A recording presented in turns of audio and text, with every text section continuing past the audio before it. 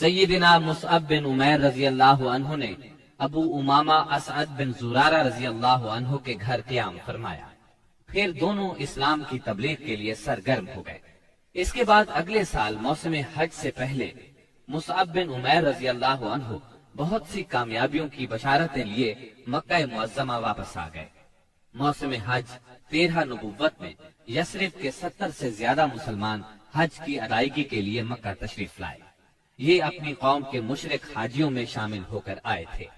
مسلمانوں نے طے کیا کہ رسول اللہ صلی اللہ علیہ وسلم کو مدینہ منورہ آنے کی دعوت دیں گے۔ چنانچہ یہ لوگ ایام تشریق کے درمیانے روز یعنی 12 ذی الحجہ کو رات کے وقت جمرہ عقبہ کے پاس گھاٹی میں جمع ہوئے۔ یہ کل 75 آدمی تھے، 62 خزرج کے اور 11 اوس کے۔ ان کے ساتھ 2 عورتیں بھی تھیں، اور یہ اجتماع بالکل خفیہ طریقے سے ہوا۔ نبی اکرم صلی اللہ علیہ وسلم اپنے چچا سیدنا عباس رضی اللہ عنہ کے ساتھ ان لوگوں کے پاس پہنچے۔ سیدنا عباس رضی اللہ عنہ ابھی تک مسلمان نہیں ہوئے تھے، لیکن اپنے بھتیجے کے معاملے میں اطمینان چاہتے تھے، اس لیے سب سے پہلے انہوں نے ہی بات کی۔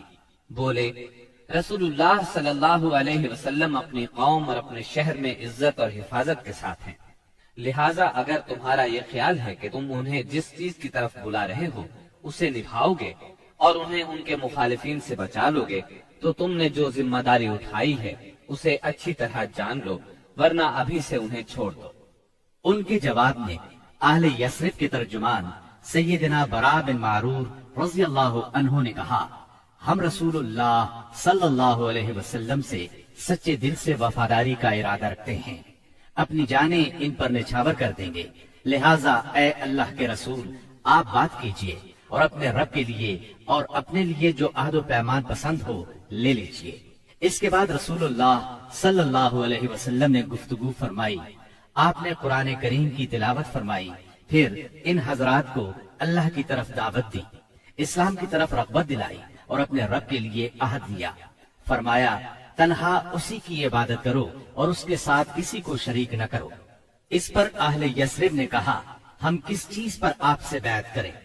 نبی کریم صلی اللہ علیہ وسلم نے فرمایا، چستی اور سستی ہر حالت میں بات سنو گے اور مانو گے، تنگی اور خوشحالی ہر حال میں مال خرچ کرو گے، بھلائی کا حکم دو گے اور برائی سے روکو گے، اللہ کے راستے میں اٹھ کھڑے ہوگے اور اس سلسلے میں کسی ملامت کرنے والے کی ملامت کی پرواہ نہیں کرو گے، اور جب میں تمہارے پاس آ جاؤں تو میری مدد کرو گے، اور جس چیز سے اپنی جان اور اپنے بال بچوں کی حفاظت کرتے ہو اسی سے میری حفاظت کرو گے، اور تمہارے لیے جنت ہے۔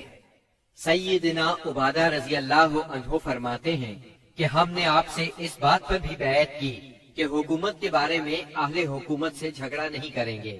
اس پر سیدنا برا بن معرور رضی اللہ عنہ نے آپ کا ہاتھ پکڑا اور عرض کیا، ہاں اس ذات کی قسم جس نے آپ کو حق کے ساتھ بھیجا ہے، ہم یقیناً اس چیز سے آپ کی حفاظت کریں گے جس سے اپنے بال بچوں کی حفاظت کرتے ہیں، لہٰذا آپ ہم سے بیعت لیجئے۔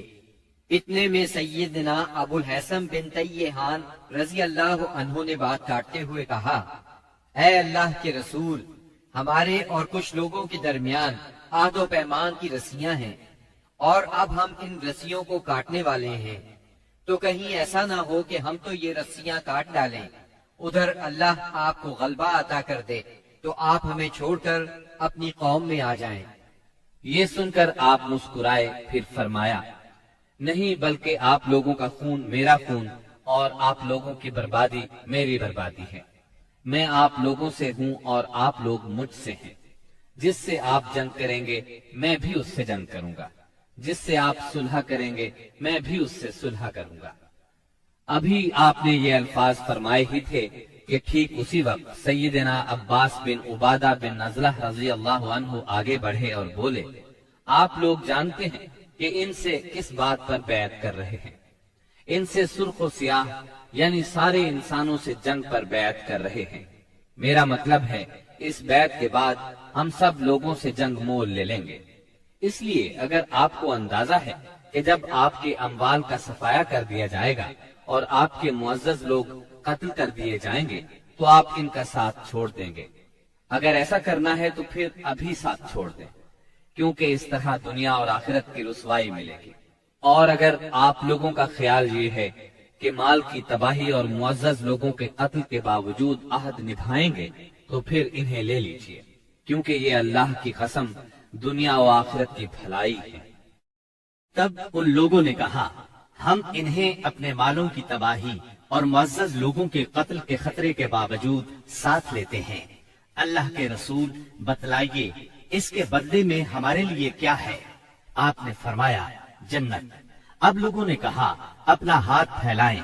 आपने हाथ फैला दिया। सब लोग बैत के लिए लपके, मगर ऐन उस लम्हे आपका हाथ असद बिन जुरारा रज़ी अल्लाह अन्हु ने पकड़ लिया और कहा, अहले यस्रिब, जरा ठहरो। हम आपकी खिदमत में लंबा सफर करके इस यकीन के साथ हाजिर हुए हैं कि आप अल्लाह के रसूल हैं। आज आपको यहाँ से ले जाने का मतलब है सारा अरब हमारा दुश्मन हो जाएगा। हमें अपने सरदारों का कत्ल और तलवारों के वार बर्दाश्त करना होंगे। अब अगर आप सब लोग ये बात बर्दाश्त करने के लिए तैयार हैं तो इन्हें ले लें। इस सूरत में आपका अज्र अल्लाह के यहाँ है। और अगर आप लोगों को अपने बारे में कोई अंदेशा है तो इन्हें अभी छोड़ दें। ये उज्र अल्लाह के नजदीक ज्यादा काबिल कबूल होगा। ये सुनकर लोगों ने कहा, असद, अपना हाथ हटाइए।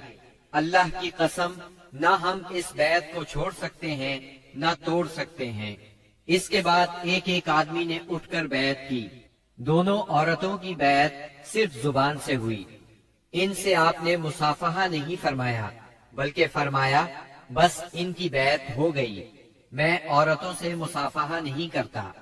बैत मुकम्मल हो चुकी तो रसूलुल्लाह सल्लल्लाहु अलैहि वसल्लम ने फरमाया, अपने में से 12 नकीब पेश करें जो अपनी कौम के निगरान होंगे, उनके मामलात के जिम्मेदार होंगे। इस पर 9 आदमी खजरज से और 3 आदमी औस से मुंतखब किए गए। जब उनका इंतखाब हो चुका तो रसूलुल्लाह सल्लल्लाहु अलैहि वसल्लम ने फरमाया, आप लोग अपनी कौम के तमाम मामलात के जिम्मेदार हैं, जिस तरह ईसा अलैहिस्सलाम के हवारी उनकी तरफ से कफील हुए थे और मैं अपनी कौम यानी मुसलमानों का कफील हूँ। उन सब ने एक जुबान होकर कहा, जी हाँ। तो ये थी दूसरी बैत अक़बा। ये नबी सल्लल्लाहु अलैहि वसल्लम की जिंदगी में अब तक की सबसे बड़ी बैत थी।